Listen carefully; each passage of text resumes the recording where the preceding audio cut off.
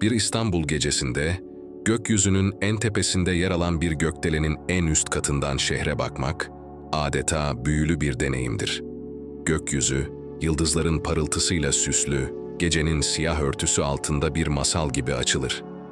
Işıklarla dolu şehir, altımızda bir yıldız haline gelirken, İstanbul'un semalarında Boğaz'a doğru dolaşmaya hazır mısınız? Aşağıda, tarihin ve kültürün birleştiği bu büyüleyici şehir, tarih kokan sokakları ve modern dokusuyla göz kamaştırıcı bir manzara sunuyor. Minarelerin uçlarındaki ay ışığı, camileri aydınlatarak tarihi dokuyu vurgularken, gökdelenlerin ışıkları ise modern yaşamın ritmini yansıtıyor. Gökyüzünden bakarken, İstanbul'un tarihini hissetmek mümkündür. Şehir farklı dönemlere ait mimari eserlerle dolup taşarken, modern yapılarda tarihi zenginliği tamamlar. Galata Kulesi'nin hemen yanında yükselen modern kuleler, geçmiş ile geleceği birleştiren bir köprü kurar. İstanbul'un gece manzarası, gökyüzünden başlayıp Boğaz turu ile sonlanan bu deneyim, şehrin tarihini ve güzelliklerini bir araya getirir.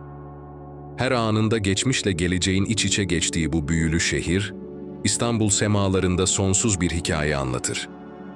Bir gökdelenin en üst katından bakılan İstanbul, sadece bir şehir değil, bir masal diyarıdır. Şehrin geniş ve karmaşık dokusundan yükselen yoğunluğun içinde, Boğaziçi'nin kıyısında sıralanan kafe ve restoranların neşesi göze çarpar. İnsanların bir araya geldiği, keyifli anların yaşandığı bu mekanlar, İstanbul'un sosyal dokusunu yansıtır. Gün batımında, ışıklarla süslenen bu mekanlar, şehre ayrı bir renk ve canlılık katarken, gökdelenden seyredildiğinde adeta bir ışık denizi oluşturuyorlar. İstanbul semalarını seyretmek, sadece fiziksel güzellikleri değil, aynı zamanda şehrin yaşam enerjisini de hissetmeyi sağlar. Trafiğin akışı, vapurların dansı, kuşların uçuşu, hepsi bir araya geldiğinde bu büyülü şehrin ritmiyle bütünleşir. Sonuç olarak, bir gökdelenden İstanbul semalarını seyretmek, şehrin eşsiz güzelliklerini keşfetmek demektir. Tarihi, kültürel ve doğal zenginlikleri bir araya getiren bu muazzam şehir, yüksek bir noktadan izlendiğinde tam anlamıyla büyüleyici bir manzara sunar. İstanbul'un güzellikleri sadece gözlerimize değil, aynı zamanda ruhumuza da dokunur, bizi etkiler ve unutulmaz bir deneyim sunar. Bir su kütlesi üzerinde konumlanmış herhangi bir şehirle ilgili belli bir romantizm vardır. Ancak Boğaziçi, Paris'teki Seyne ve Londra'daki Thames gibi nehirlerin göreceli evcimenliğini gölgede bırakır. Daha çok, Meksiko körfezine dökülmeden önce, New Orleans kıyılarını döven kuvvetli Mississippi Nehri gibidir. Boğaza çıktığınızda tuzlu havayı solur ve yüzünüzde denizin esintisini hissedersiniz. İstanbul Boğazı turu, bu büyüleyici manzarayı daha da yakından keşfetme fırsatı sunar. Denizin üzerinde süzülerek, kıtalar arası geçişin tadını çıkarmak, şehrin eşsiz güzellikteki silüetini görmek unutulmaz bir deneyimdir. Boğazın sularında yavaşça ilerlerken, tarihi köprüler altından geçmek, Asya ve Avrupa kıtalarını aynı anda görmek, İstanbul'un benzersizliğini ve stratejik konumunu vurgular. İstanbul Boğazı, bu görkemli manzarayı ikiye bölen sihirli bir su yoludur. Boğazın suları, güneş ışıklarının yansımasıyla parıldarken, tarihi köprülerin silüetleri romantizmi arttırır. Boğazın her iki yakasında yer alan saraylar ve yalılar, zamanın izlerini taşıyan tanıklar gibi durur.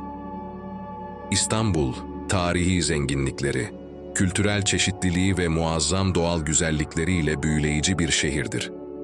Bu muhteşem şehrin kalbinde, Avrupa ile Asya'yı birbirine bağlayan, tarihin derinliklerinden gelen bir hikayeyi taşıyan İstanbul Boğazı, sadece bir su yolu değil, aynı zamanda eşsiz bir turistik destinasyondur. İşte İstanbul Boğazı'nı keşfetmek için unutulmaz bir yolculuğa çıkmanın ayrıntıları. İstanbul Boğazı turunuza başlamadan önce, tercihinize bağlı olarak, Eminönü veya Beşiktaş gibi merkezi bölgelerden birinde bulunan iskelelerden birine ulaşmanız gerekecek. Eminönü'nde tarihi Yeni Camii ve Mısır Çarşısı'nın gölgesinde ya da Beşiktaş'ta, Boğaz'ın kuzey kıyısındaki modern ve canlı atmosferde başlayabilirsiniz. İstanbul Boğazı'nda yapılan turlar genellikle geleneksel vapurlarla gerçekleşir. Tarihi dokusu ve İstanbul'un silüetini en iyi şekilde görmek istiyorsanız, klasik vapur turları en iyi seçeneklerden biridir. Özellikle güzergah boyunca yer alan önemli noktalar hakkında bilgi sunan rehberlerin olduğu turlar tarihi ve kültürel bir deneyim sunar. Vapurunuz Boğaz'ın mavi sularına açıldığında karşınıza çıkan manzaralar sizi büyüleyecek. Boğaz'ın iki yakasında yer alan tarihi saraylar, köşkler ve camiler sizi geçmişe götürecek. Dolmabahçe Sarayı, Topkapı Sarayı, Kuleli Askeri Lisesi gibi önemli yapıları görmek, İstanbul'un tarihini daha yakından keşfetmenizi sağlayacak. Boğaz turu sırasında geminiz, Anadolu ve Rumeli Hisarı gibi tarihi kalelerin önünden geçecek. Bu kaleler, Osmanlı İmparatorluğu'nun savunma stratejilerinin bir parçası olarak inşa edilmiş ve Boğaz'ı kontrol altında tutma amacını taşımıştır. Bu kalelerin muazzam mimarisi ve tarihi atmosferi, sizi etkileyip geçmişe bir yolculuğa çıkaracak. İstanbul Boğazı'nın güzelliklerini doyasıya yaşamak istiyorsanız, Boğaz Köprüsü ve Çamlıca Tepesi duraklarını kaçırmamanız önemlidir. Boğaz Köprüsü, Asya ile Avrupa'yı birbirine bağlayan modern bir mühendislik harikasıdır. Çamlıca Tepesi ise, şehrin panoramik bir manzarasına sahip olmanızı sağlayan bir gözlem noktasıdır. Buradan, Boğaz'ın kucakladığı şehir manzarasının tadını çıkarabilirsiniz. İstanbul Boğazı turu sırasında görülebilecek birçok tarihi bina, yalı ve diğer önemli tarihi eser bulunmaktadır. Ancak bu liste zaman içinde değişebilir ve güzergahlar farklılık gösterebilir. İstanbul Boğazı'nı keşfetmek istiyorsanız, tur güzergahınızı ve rotanızı belirlemek için yerel tur operatörleri veya rehberlik hizmetlerinden bilgi almanız önerilir. Ancak genel olarak İstanbul Boğazı boyunca gezilebilecek bazı tarihi yerler şunlar olabilir. Dolmabahçe Sarayı, Osmanlı İmparatorluğu'nun son dönemlerinde kullanılan muazzam saraydır. Çırağan Sarayı, Boğaz'ın kuzey kıyısında bulunan tarihi bir saraydır. Şu anda bir 5 yıldızlı otel olarak hizmet vermektedir. Kuleli Askeri Lisesi, Boğaz'ın Anadolu yakasında yer alan tarihi bir askeri okuldur. Beylerbeyi Sarayı, Osmanlı sultanlarının yazlık sarayı olarak kullanılan bu saray, Boğaz'ın Anadolu yakasında bulunmaktadır. Rumeli Hisarı, Boğaz'ın Avrupa yakasında bulunan bu tarihi kale, Osmanlı İmparatorluğu'nun İstanbul'u fethetmeden önce inşa edildi. Anadolu Hisarı, Boğaz'ın Anadolu yakasında bulunan bu kale, Osmanlı İmparatorluğu'nun İstanbul'u korumak amacıyla inşa edilmiştir. Küçüksu Kasrı, Boğaz'ın Anadolu yakasında yer alan bu kasır Osmanlı padişahları tarafından av köşkü olarak kullanılmıştır. Bebek Yalısı, Boğaz'ın etkileyici yalılarından biri olan Bebek Yalısı, şu anda özel bir mülkiyettir. Kanlıca Yalısı, tarihi bir yalıdır ve Boğaz turu sırasında görülmeye değerdir. Kandilli Rasathane ve Gözlemevi, Boğaz'ın Anadolu yakasında yer alan bu rasathane, Osmanlı döneminden kalma tarihi bir gözlemevidir. Yeni Camii, New Mosque, Eminönü'nde bulunan Yeni Camii, 17. yüzyılda inşa edilmiş Osmanlı mimarisinin önemli bir örneğidir. Galata Köprüsü, Eminönü'nde başlayan Boğaz turunuzda Galata Köprüsü'ne de tanık olabilirsiniz. Bu köprü, Altın Boynuzu, günümüzdeki ismiyle Haliç Karaköy ile Galata arasında geçiş sağlar. Topkapı Sarayı, Boğaz turu sırasında uzaktan görebileceğiniz Topkapı Sarayı, Osmanlı İmparatorluğu'nun 15. yüzyıldan 19. yüzyıla kadar başkentiydi. Ayasofya, İstanbul Boğazı boyunca seyir halindeyken Ayasofya'nın eşsiz kubbesini görebilirsiniz. Ayasofya, 6. yüzyılda Bizans İmparatoru 1. Justinianus tarafından inşa edilmiştir. Maiden's Tower, Kız Kulesi, Boğaz'ın ortasında bulunan ve tarih boyunca farklı amaçlar için kullanılan Kız Kulesi, İstanbul'un sembolik yapılarından biridir. Ortaköy Camii, Boğaz'ın kuzey kıyısında bulunan Ortaköy Camii, 19. yüzyılın ortalarına tarihlenen bir yapıdır. ve barok tarzındadır. Rumeli Hisarı.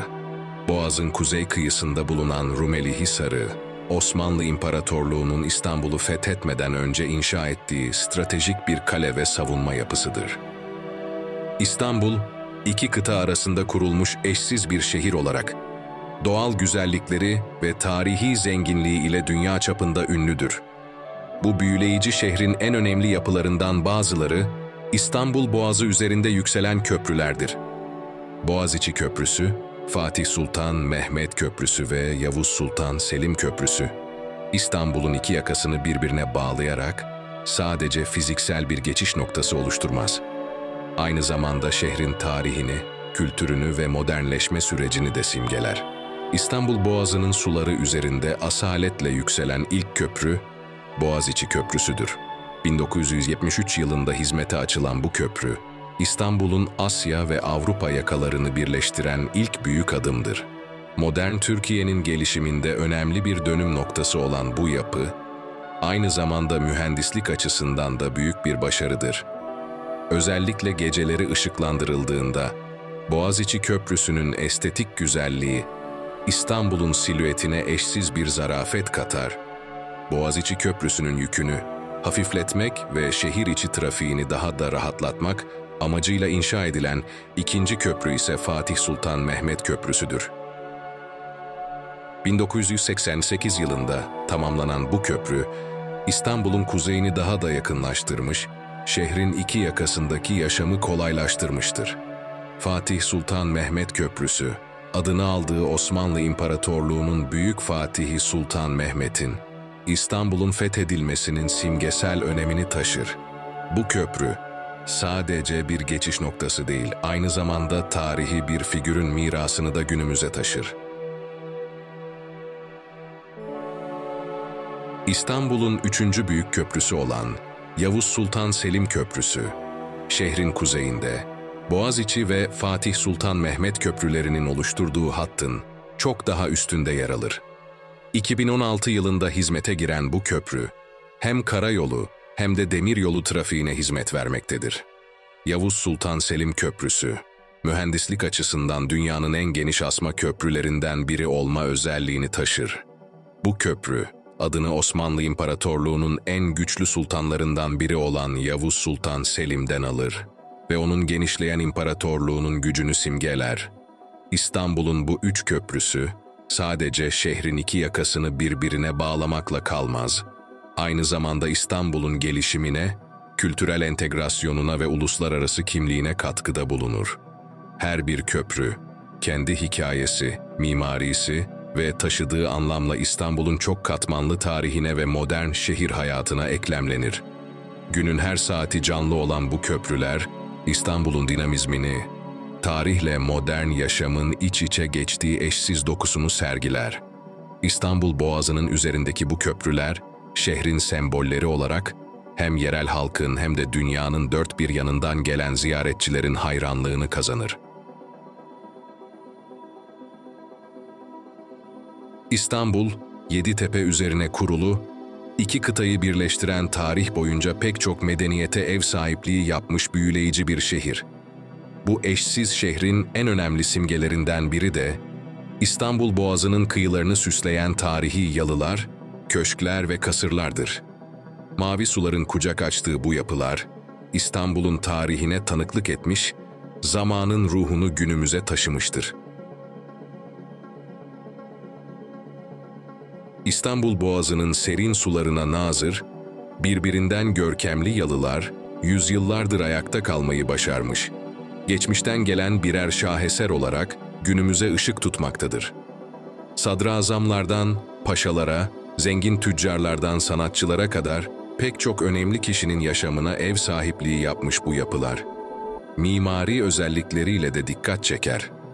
Osmanlı mimarisinin zarif detaylarını barındıran yalılar, neoklasik ve barok tarzların etkisi altında kalarak dönemin Avrupa'yı etkilerini de yansıtır.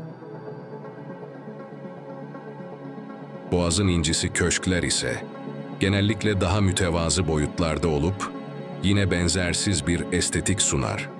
Bu köşkler genellikle Osmanlı döneminde yazlık olarak kullanılmış, saray bürokrasisinin ve İstanbul elitinin uğrak yerleri olmuştur. Yemyeşil bahçeleri, sarmaşıklarla süslü duvarları ile köşkler, masalsı bir atmosfer yaratır. En ünlü köşklerden biri olan Küçük Su Kasrı, Boğaz'ın Anadolu yakasında, neoklasik ve barok unsurların harmanlandığı bir yapı olarak dikkat çeker. Kasırlar ise, Osmanlı İmparatorluğu'nun ihtişamını ve gücünü yansıtan, daha büyük ve gösterişli yapılar olarak karşımıza çıkar. Beylerbeyi Sarayı, Dolmabahçe Sarayı gibi yapılar, kasır kategorisinde değerlendirilebilir ve bu yapılar sadece mimari güzellikleriyle değil, aynı zamanda tarihi olaylara tanıklıklarıyla da önem taşır.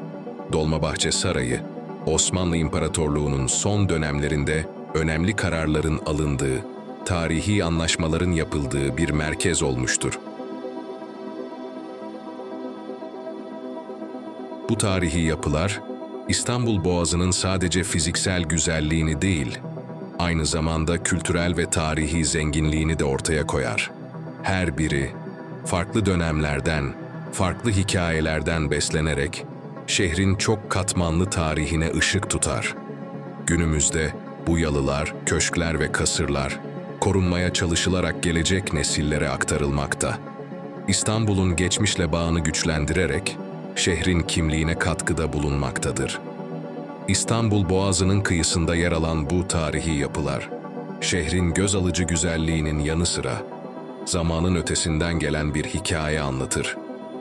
Mavi suların kıyısında, geçmişle bugün arasında bir köprü kurarak, İstanbul'un büyüsünü her daim canlı tutarlar. Görmekte olduğunuz Kuleli Askeri Lisesi, Boğaziçi'nin Anadolu yakasında, Çengelköy'de bulunan tarihi ve önemli bir eğitim kurumudur. Osmanlı İmparatorluğu döneminde, 1845 yılında Sultan Abdülmecit tarafından kurulmuş olan bu askeri lise, Türkiye'nin en eski askeri lisesidir. Eğitim faaliyetlerine başladığı tarihten itibaren, Türk askeri eğitiminde önemli bir yere sahip olan Kuleli Askeri Lisesi, modern Türkiye'nin kurucusu Mustafa Kemal Atatürk de dahil olmak üzere birçok önemli askeri ve sivil lideri yetiştirmiştir. Kuleli Askeri Lisesi, başlangıçta Mektebi Fünunu İdadi adı altında Galata Sarayı'nda eğitime başlamış. Daha sonra çeşitli yer değişikliklerinden sonra nihai olarak Çengelköy'deki mevcut yerine taşınmıştır. Bina, Boğaz'ın muhteşem manzarasına hakim bir konumda yer almakta ve gotik mimari özellikleri ile dikkat çekmektedir. Yapının mimarisi, o dönemde batıdan etkilenen Osmanlı mimarisinin bir yansımasıdır. Kuleli Askeri Lisesi'nin ana binası, kırmızı tuğlaları ve keskin hatları ile öne çıkar. Okulun içinde ve dışında Osmanlı ve Batı mimarisinin karışımı olan pek çok detay bulunur. Lisenin bahçesi ve çevresi de tarihi ve estetik açıdan büyük öneme sahiptir. İstanbul'un kendine hayran bırakan atmosferi ve güzelliğinin oluşumunda, tarihi özelliklerin yanı sıra eşsiz doğal güzellikler önemli bir unsur olarak göze çarpıyor. İki kıtayı ayırması ve uluslararası anlamda önemli bir yere sahip olması, İstanbul Boğazı'nı önemli bir unsur haline getiriyor. Boğaz'ın masmavi sularında yaşanmışlıklar, tarihi yapılar ve oluşan manzaralar, İstanbul'un bambaşka bir hale bürünmesine sebep oluyor. İstanbul Boğazı, dünya üzerindeki en önemli ve etkileyici coğrafi yapılar arasında yer alıyor. Bu su yolu, Asya ve Avrupa kıtalarını birbirine bağlıyor ve dünya ticaretinin en önemli güzergahlarından biri olarak kabul ediliyor. Boğaz, tarihi dokusu, doğal güzellikleri ve eşsiz manzaraları ile İstanbul'un en önemli sembollerinden biri. Boğaz'ın etrafındaki semtler, İstanbul'un en popüler turistik mekanları arasında yer alıyor. Bebek, Ortaköy, Kuruçeşme, Arnavutköy, Emirgan, Kanlıca, Beykoz gibi semtler, İstanbul Boğazı'nın büyüleyici manzarasına sahip olan yerlerdir. Ayrıca Boğaz'ın iki yakasında yer alan tarihi yapılar da büyük ilgi görüyor. İstanbul Boğazı'nın en önemli özelliklerinden biri, suyunun masmavi rengi ve duru olmasıdır. Masalsı atmosferin, benzersiz güzelliğin ve Asya ile Avrupa'nın birleştiği konumun, nadir örneklerinden biri olan İstanbul Boğazı, hem turizmin hem de ticaretin vazgeçilmez konumu arasında yer almakta.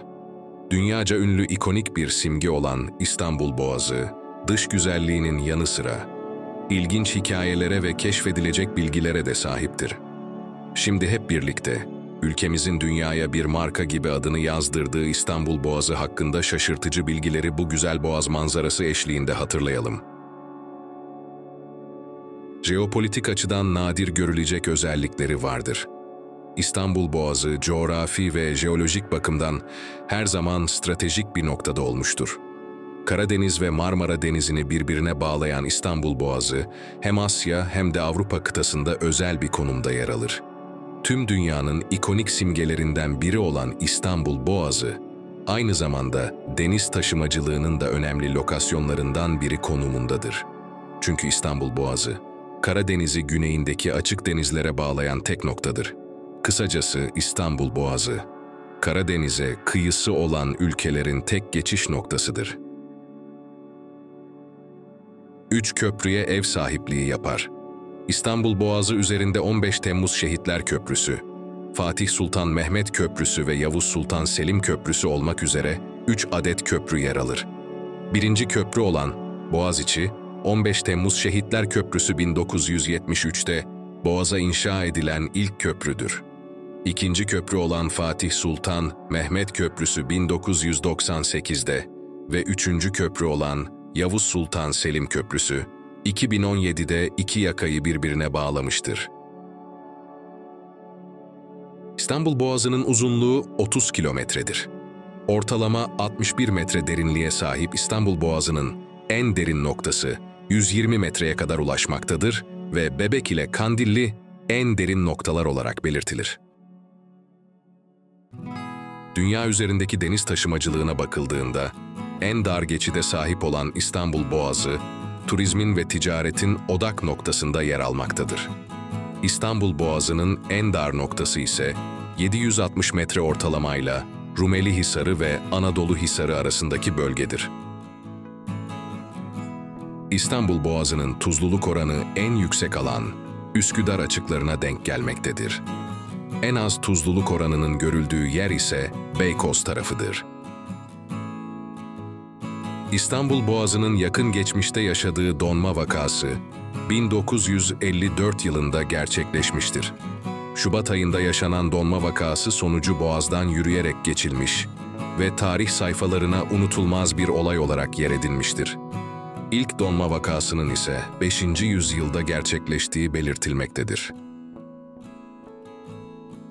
İstanbul Boğazı, 1923'te Lozan Antlaşması ile birlikte imzalanan Boğazlar Sözleşmesi ile uluslararası su yolu niteliği kazanmıştır. 1936 yılında imzalanan Montreux Boğazlar Sözleşmesi ile tamamen Türkiye Cumhuriyeti'nin denetimine girmiştir. Bu özelliği ve konumu itibariyle İstanbul Boğazı, Marmara Denizi ve Çanakkale Boğazı ile birlikte Türk Boğazları olarak adlandırılır ve Avrupa ile Asya kıtalarını birbirinden ayıran doğal sınırlardan biri olarak kabul edilir. İstanbul Boğazı kıyıları görülmeye değer, birçok yapıya ev sahipliği yapmaktadır.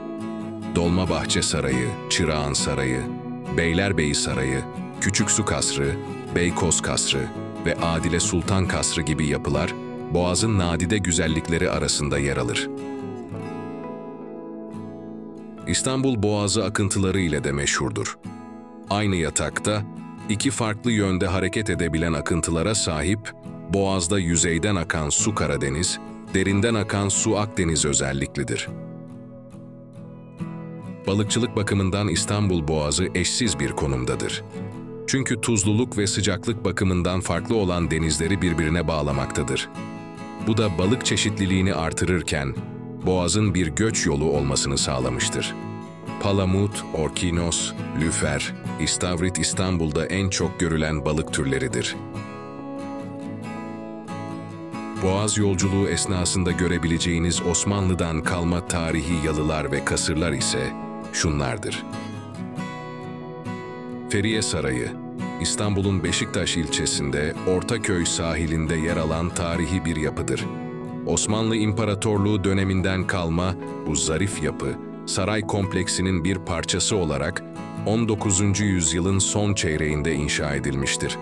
Günümüzde çeşitli kültürel etkinliklere, sosyal faaliyetlere ve özel organizasyonlara ev sahipliği yapmakta olan Feriye Sarayı, Boğaz'ın eşsiz manzarasını arka planına alarak ziyaretçilerine unutulmaz anlar yaşatmaktadır. Feriye Sarayı, aslen Dolmabahçe, sarayının bir eklentisi olarak hizmet vermek üzere tasarlanmıştır. Osmanlı İmparatorluğu'nun son dönemlerinde saray polis teşkilatının eğitimi ve idaresi gibi amaçlarla kullanılmıştır. Ayrıca zaman zaman sarayın ilave konaklama ihtiyaçlarını karşılamak amacıyla da kullanılmıştır. Osmanlı mimarisinin karakteristik özelliklerini taşıyan Feriye Sarayı, neoklasik ve barok tarzın etkilerini de yansıtmaktadır.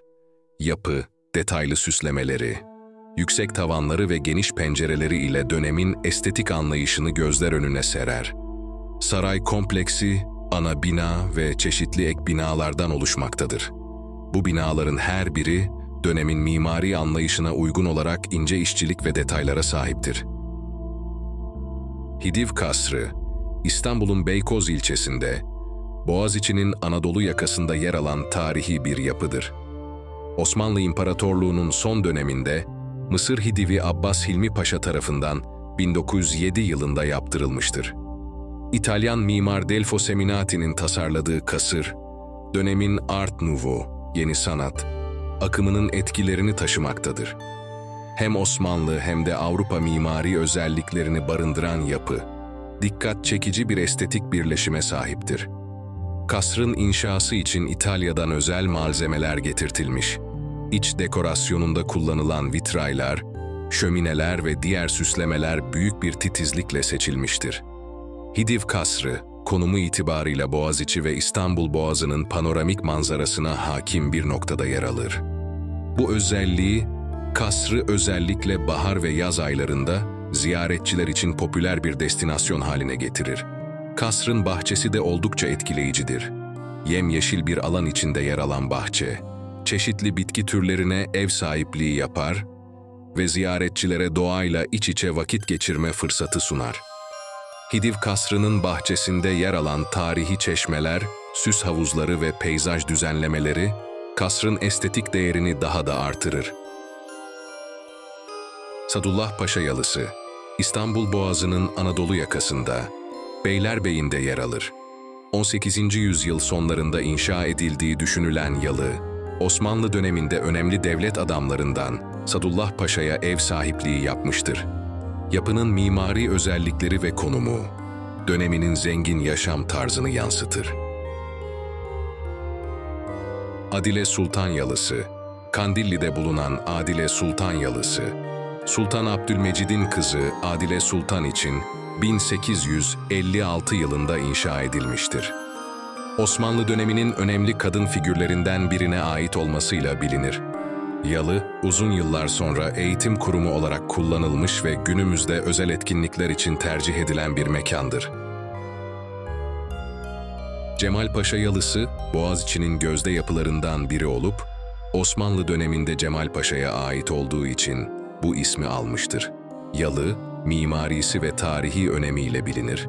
Günümüzde de Boğaz'ın simgesel yapılarından biri olarak kabul edilir. Zarif Mustafa Paşa Yalısı, İstanbul'un Anadolu yakasında, özellikle Osmanlı döneminde önemli bir devlet adamı olan Zarif Mustafa Paşa'ya ait olmuştur. Yalı'nın tarihi ve mimarisi, dönemin zenginlik ve estetik anlayışını yansıtan önemli örneklerden biridir. Halim Paşa Yalısı, Kanlıca'da bulunan, Osmanlı İmparatorluğu'nun son dönemlerinde Halim Paşa tarafından kullanılmıştır. Yapı, özellikle mimarisi ve boğaza nazır konumuyla dikkat çeker. Günümüzde özel mülkiyet altında olan yalı, restorasyon çalışmalarıyla eski ihtişamına kavuşmuştur. Hüsrev Paşa Yalısı, Boğaz'ın Anadolu yakasında, özellikle Osmanlı döneminde paşalara ev sahipliği yapmış bir diğer önemli yapıdır. Yalı, tarih boyunca birçok kez onarım ve restorasyondan geçmiş. Orijinal özelliklerini büyük ölçüde korumuştur. Feride Sultan Yalısı, nadir rastlanan kadın adına sahip yalılardan biridir ve İstanbul Boğazı'nın Avrupa yakasında yer alır. Osmanlı İmparatorluğu döneminde Sultan Abdülaziz'in kızı için inşa edildiği söylenir. Mimari detayları ve tarihi geçmişiyle dikkat çekmektedir. Dolmabahçe Sarayı, İstanbul'un Beşiktaş ilçesinde Boğaziçi kıyısında yer alır. Osmanlı İmparatorluğu'nun 19. yüzyılda inşa ettiği en görkemli saraylardan biridir. Sultan Abdülmecit döneminde 1843-1856 yılları arasında inşa edilmiştir. Barok, Rokoko ve neoklasik tarzların karışımıyla oluşturulan saray, Osmanlı mimarisinin batılılaşma döneminin en önemli örneklerindendir. Toplam 285 odası, 43 salonu, bir de büyük bir kütüphanesi bulunmaktadır. Atatürk'ün vefat ettiği yer olarak da bilinen Dolmabahçe Sarayı, bugün müze ve resmi törenler için kullanılmaktadır. Beşiktaş Sahil Kasrı, daha çok Beşiktaş İskele Sarayı olarak bilinir. Sultan Abdülaziz tarafından 19. yüzyılın ortalarında yaptırılmıştır.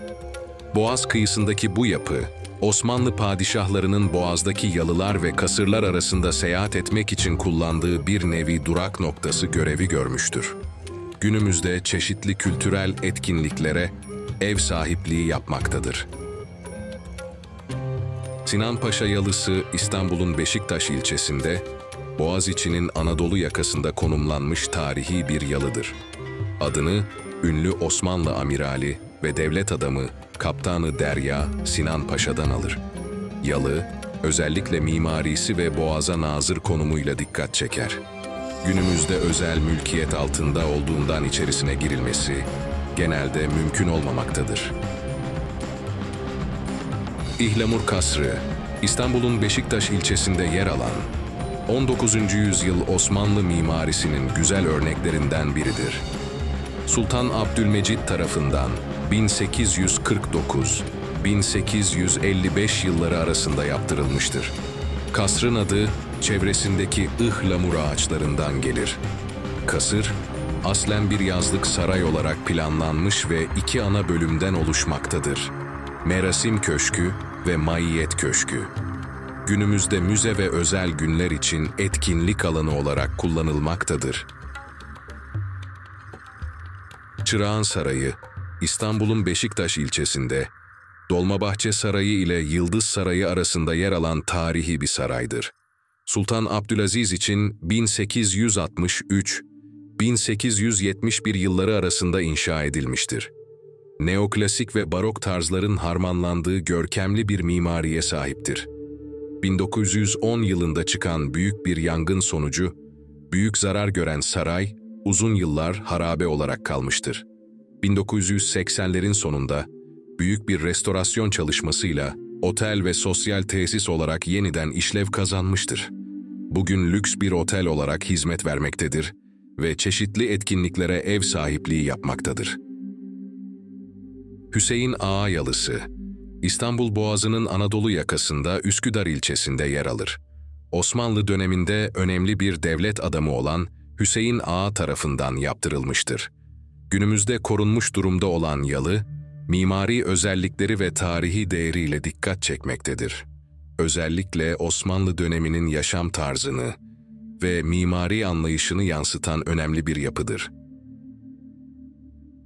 Rıfat Paşa Yalısı, Boğaziçi'nin Avrupa yakasında Sarıyer ilçesinde konumlanmış bir yalıdır. 19. yüzyılda inşa edilmiş olan bu yapı, adını Osmanlı döneminde yaşamış önemli bir devlet adamı olan Rıfat Paşa'dan almaktadır.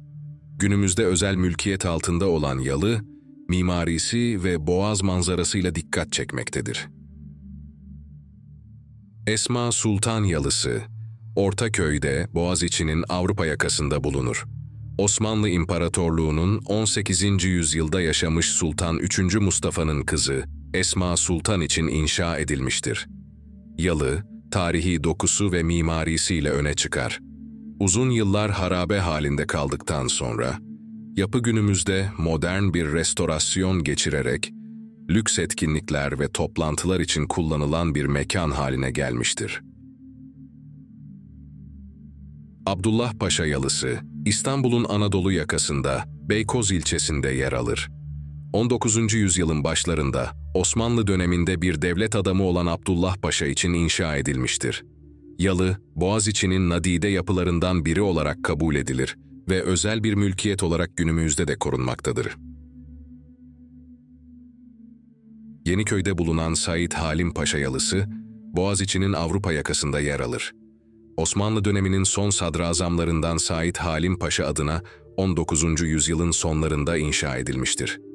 Neoklasik mimari özelliklere sahip olan yalı, günümüzde çeşitli sosyal ve kültürel etkinlikler için kullanılan önemli bir mekandır. Rüştü Paşa Yalısı, İstanbul'un Anadolu yakasında Beykoz ilçesinde konumlanır. 19. yüzyılda Osmanlı döneminde önemli bir devlet adamı olan Rüştü Paşa için inşa edilmiştir. Mimari açıdan döneminin özelliklerini taşıyan yalı, özellikle tarihi dokusuyla dikkat çeken bir yapıdır.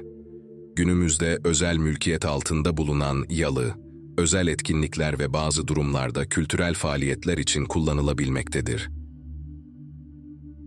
İstanbul Boğaz turu esnasında görebileceğiniz diğer yalılar, camiler ve tarihi yapılar ise şöyledir. Nusretiye Camii, İstanbul'un Tophane semtinde bulunur. Sultan II. Mahmud tarafından 1823-1826 yılları arasında inşa ettirilmiştir. Barok ve ampir üslubunun Osmanlı mimarisine uyarlanmış örneklerinden biri olarak dikkat çeker. Caminin mimarı Krikor Balyan'dır. Ortabahçe Camii, İstanbul Beşiktaş'ta, Barbaros Bulvarı üzerinde yer alır. 19. yüzyılın son çeyreğinde inşa edilmiştir. Mimari açıdan sade bir yapıya sahiptir ve Beşiktaş'ın önemli dini yapılarından biridir. Bomonti Bira Fabrikası, İstanbul'un Şişli ilçesinde, 19. yüzyılın sonlarında kurulmuş tarihi bir bira fabrikasıdır. Bomonti kardeşler tarafından kurulan fabrika, Türkiye'nin ilk bira fabrikası olma özelliğini taşır. Günümüzde kültürel ve sosyal etkinliklere ev sahipliği yapan bir merkez haline gelmiştir. Şemsi Paşa Camii, İstanbul'un Üsküdar ilçesinde, Mimar Sinan tarafından 16. yüzyılda inşa edilmiştir.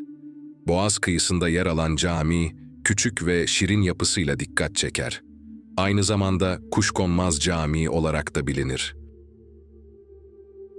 Mihrimah Sultan Camii, İstanbul'un Üsküdar ve Edirnekapı semtlerinde olmak üzere iki farklı camidir. Her iki camide Kanuni Sultan Süleyman'ın kızı, Mihrimah Sultan adına Mimar Sinan tarafından inşa edilmiştir. Üsküdar'daki cami 1548, Edirnekapı'daki cami ise 1565 yılında tamamlanmıştır. Selimiye Camii, Edirne'de Mimar Sinan'ın ustalık eserim dediği camidir.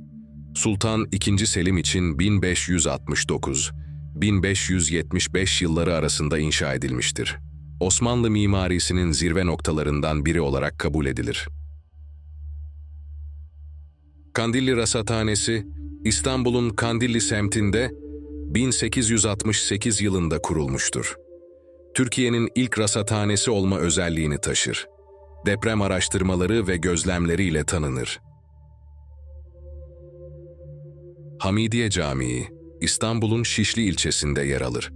Sultan II. Abdülhamit tarafından 1885-1886 yıllarında inşa ettirilmiştir. Neogotik mimari özellikler taşıyan cami, döneminin Avrupa'yı etkilerini yansıtır. Cağaloğlu Anadolu Lisesi, İstanbul'un tarihi yarımadasında, Cağaloğlu semtinde bulunan köklü bir eğitim kurumudur. 1451 yılında kurulan okul, Türkiye'nin en eski liselerinden biridir. Vaniköy Camii, İstanbul'un Üsküdar ilçesinde, Vaniköy semtinde bulunan tarihi bir camidir. 17. yüzyılın başlarında inşa edilmiştir.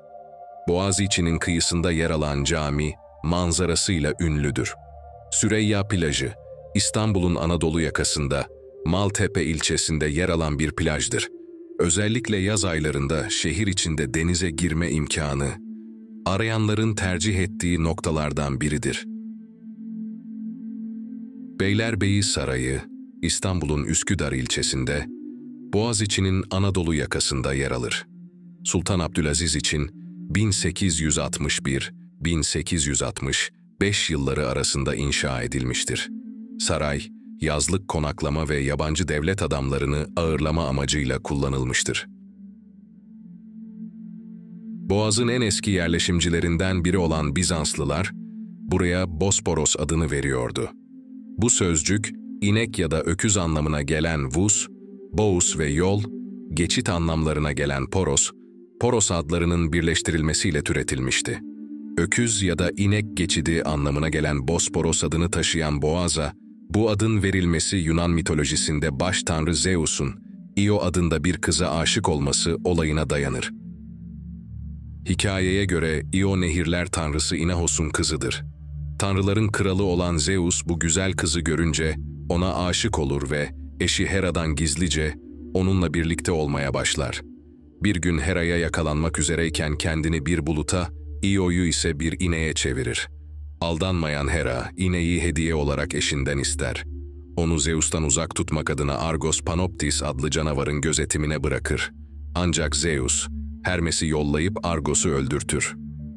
Bunun üzerine Hera, ineğe dönüşmüş Io'yu sürekli rahatsız etmesi için ona bir sinek musallat eder. Sinekten kurtulmak için var gücüyle koşan Io, Boğaz'a geldiğinde kendini Boğaz'ın sularına bırakır ve bu engeli yüzerek geçer. Kıyıya çıktığı yerde Keroessa adında bir kız çocuğu doğurur ve bu kız büyüdüğünde denizler tanrısı Poseidon ile evlenerek Bizas adında bir oğlan dünyaya getirir. Bu çocuk doğduğu yerde kendi adını verdiği Bizantiyon kentini kurar. Bu mitolojik öyküler hem İstanbul şehrine hem de Boğaz'a adlarını vermelerinden dolayı önemlidir. Boğaz'ın antik dönemde kullanılan adlarından biri olan Bosporus'un kökenine ilişkin ortaya atılan bir başka görüş de sözcüğün Yunanca fosforos, fosforlu, ışık saçandan geldiği yönündedir. İstanbul Boğazı Batı dillerinde hala bu ad ya da bu adın değişik biçimleriyle bilinmektedir. Eski Türk kaynaklarında ise İstanbul Boğazı'nın Halici Bahri Rum, Marmara Denizi Boğazı, Halici Bahri Siyah, Karadeniz Boğazı, Halici Konstantiniye, Konstantiniye Boğazı, Merecül Bahreyn, Mecmaül Bahreyn, iki denizin birleştiği yer ve İslambol Boğazı gibi adlarla anıldığı görülmektedir. İstanbul'un göz alıcı güzelliklerinden biri olan Adalar ilçesi, Boğaz'ın sakin sularında yer alan bir adalar topluluğudur. Büyükada, Heybeliada, Burgazada, Kınalıada ve Sedef Adası gibi adalar, tarihi ve doğal güzellikleriyle ziyaretçilerini kendine hayran bırakır. Adalar, araç trafiğine kapalı olmasıyla ünlüdür ve bu da onları huzur dolu bir atmosfere sahip bir cennet haline getirir. Bisikletle gezinti yapabilir, tarihi köşkleri ve ahşap evleri keşfedebilir, denizin keyfini çıkarabilir veya sıcak çay eşliğinde adaların yerel lezzetlerini tadabilirsiniz. İstanbul'un kalabalığından uzaklaşmak ve doğanın kucağında huzur bulmak isteyenler için mükemmel bir kaçış noktasıdır. Tarihi atmosferi, plajları, restoranları ve diğer tüm güzellikleriyle unutulmaz anılar biriktirmek için mükemmel bir seçenektir. Boğaz'ın en eski kalelerinden biri olan Yoros Kalesi, Anadolu Hisarı'ndan sonra yer alır. 12. yüzyılda Bizans İmparatorluğu tarafından inşa edilen kale, Boğaz'ın dar bir noktasında yer alır ve stratejik bir konuma sahiptir. Yoros Kalesi, tarihi dokusu ve panoramik manzarasıyla ziyaretçilerin ilgisini çeken bir turistik mekandır. Bu yapılar, İstanbul'un yapıları arasında savunma anlamında önem arz eder. İstanbul Boğazı'nın stratejik konumu, bu yapıların inşa edilmesini ve önemli askeri operasyonların gerçekleşmesini sağlamıştır. Eğer tarihi savunma yapılarına ilgi duyuyorsanız, Rumeli Hisarı, Anadolu Hisarı ve Yoros Kalesi gibi hisarları ziyaret edebilir ve bu muhteşem yapıların tarihi atmosferinde yolculuk yapabilirsiniz. Yapıları farklı bir şekilde keşfetmek isterseniz, Boğaz'dan bir bakış atabilir ve yapıların ihtişamını bu şekilde de keşfedebilirsiniz. Boğaz turumuzun sonuna gelirken, İstanbul'un Beyoğlu ilçesinde bulunan ve şehrin en önemli simgelerinden biri olan, yüzyıllardır başına gelmeyen, kalmamış Galata Kulesi ve tarihi hikayesinde sıra.